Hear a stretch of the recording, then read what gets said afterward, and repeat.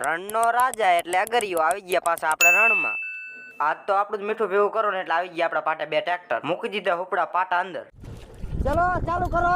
થઈ ગયું આપણું મીઠું ભેગું કરવાનું કામ ચાલુ. આ થઈ આપણું પહેલું ઝૂંપડું, આખો પાટો બાકી. બધાય મીઠું ભેગું કરવાનું કામ હવારે વહેલા કે હાંજે ચાલુ કરે. અમે ખરા બપોર ચાલુ કર્યું.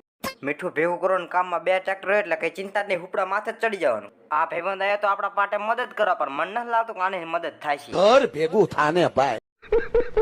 એક ખાપ પત દીધો, બીજા ખાપનો વારો. એટલી વારમાં રાંઠ વાય દગોલ દીધો, રાંઠ તૂટી ગયું. રાંઠ માંથી કઈ નાખ્યું પાછું મીઠું ભેગું કરવાનું કામ ચાલુ. હજી તો અડધું મીઠું ભેગું નથી થયું તો થઈ ગયો નાસ્તાનો ટાઈમ. કામ કરી કે ન કરી પણ નાસ્તો કરવો જરૂરી. अच्छा ठीक है.